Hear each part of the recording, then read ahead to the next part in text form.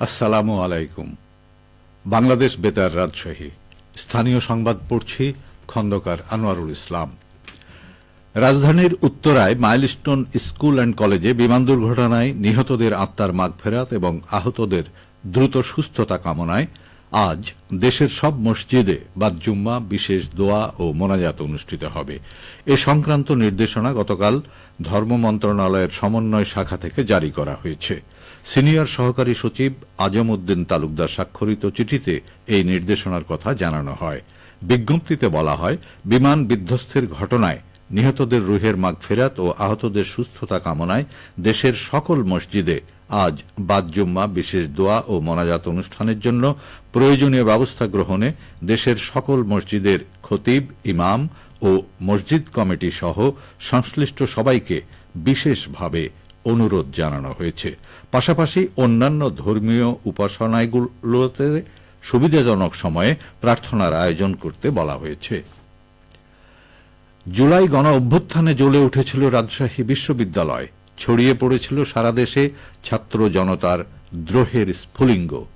সেই ঐতিহাসিক উদ্দীপনাকে চিরস্মরণীয় করে রাখতে গতকাল রাজশাহী বিশ্ববিদ্যালয়ের গ্রন্থাগারে স্থাপন করা হল জুলাই ২৪ কর্নার।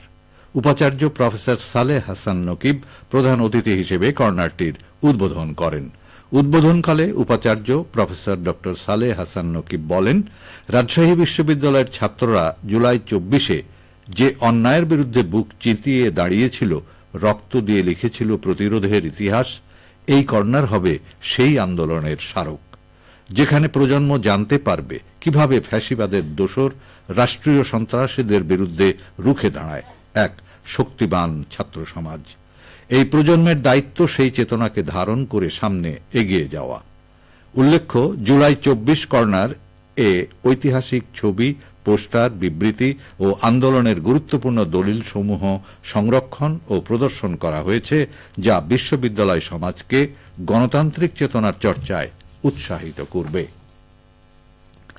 নাটোরের গুরুদাসপুর উপজেলায় বিগত বিভিন্ন সময়ে অগ্নিকাণ্ডে ক্ষতিগ্রস্ত পরিবারকে ঢেউটিন ও নগদ অর্থ, সেলাই মেশিন এবং অ্যাসিস্টিভ ডিভাইস প্রদান করেছে উপজেলা প্রশাসন। গতকাল উপজেলা পরিষদ মিলনায়তনে এসব উপকরণ হস্তান্তর করেন জেলা প্রশাসক আসমা শাহীন। উপজেলা নির্বাহী অফিসার ফাহমিদা আফরোজ অনুষ্ঠানে সভাপতিত্ব করেন। এ সময় জেলা প্রশাসক বলেন, সরকার দেশকে একটি মানবিক রাষ্ট্রে রূপান্তর করতে চায়, তাই যে কোনো সময়ে যে কোনো বিপদগ্রস্ত মানুষের পাশে দাঁড়াতে সদা প্রস্তুত থাকতে হবে। বগুড়ার সরকারি আজিজুল হক কলেজের সামনে অরক্ষিত রেলগেটে ২ জন গেটম্যান নিয়োগ দিয়েছে রেল কর্তৃপক্ষ। শিক্ষার্থীদের লাগাতার আন্দোলনের মুখে এই সিদ্ধান্ত নেওয়া হয়, ফলে আন্দোলন প্রত্যাহার করে নিয়েছে শিক্ষার্থীরা।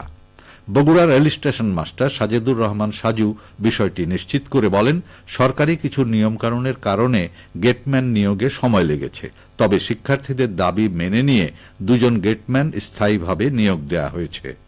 এর আগে গত ৬ জুলাই কলেজ গেট সংলগ্ন রেল ক্রসিংয়ে ট্রেনের ধাক্কায় প্রাণ হারান আজিজুল হক কলেজের হিসাব বিজ্ঞান বিভাগের শিক্ষার্থী মোস্তাকিম। এই ঘটনার পর গেটম্যান নিয়োগের দাবিতে ক্ষুব্ধ হয়ে ওঠে শিক্ষার্থীরা।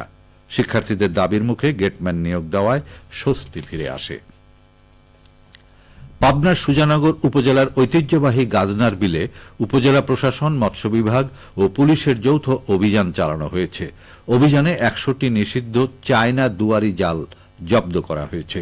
গতকাল বিকেলে গাজনার বিলের বদনপুর, জোড়পুকুরিয়া, বিল বন্ধনখালী সহ গাজনার বিলের বিভিন্ন স্থানে এই অভিযান চালানো হয়। উপজেলা সহকারী কমিশনার ভূমি মেহেদি হাসান জানান, অভিযানে উদ্ধার করা ৮০টি নিষিদ্ধ চায়না দুয়ারি জাল জনসমক্ষে পুড়িয়ে ধ্বংস করা হয়, যার আনুমানিক বাজার মূল্য ৪ লাখ টাকা। দেশীয় প্রজাতির মাছ রক্ষায় অবৈধ জালের বিরুদ্ধে এই অভিযান অব্যাহত থাকবে। নাটোরে রোপা আমন চাষে ব্যস্ত সময় পার করছেন কৃষকরা। আমন ধান আবাদে ৩,৬৮৯ হেক্টর জমিতে বীজতলা তৈরি করা হয়েছে। ইতোমধ্যে জেলায় ১,১২০ হেক্টর জমিতে আমন ধান আবাদ করা হয়েছে। এর মধ্যে ১১০০ হেক্টরে উচ্চ ফলনশীল জাত এবং ১০ হেক্টর করে হাইব্রিড ও স্থানীয় জাতের ধান। কৃষি সম্প্রসারণ বিভাগ নাটোর জেলা কার্যালয়ের উপপরিচালক মোহাম্মদ হাবিবুল ইসলাম খান জানান, রোপা আমন ধান চাষে অনুকূল আবহাওয়া বিরাজ করছে। ধানের উচ্চ মূল্য প্রাপ্তি লাভজনক বিবেচনা করে কৃষকরা জমিতে আমন ধান আবাদ করেছেন।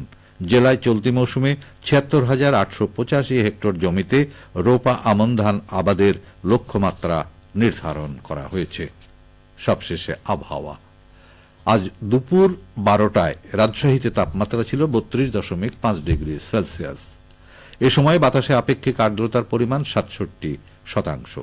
রাজশাহী ও পার্শ্ববর্তী এলাকায় আজ সূর্যাস্ত সন্ধে ৬টা ৫৩ মিনিটে। সংবাদ শেষ হল। আমাদের পরবর্তী সংবাদ দুপুর ২টা ৫ মিনিটে।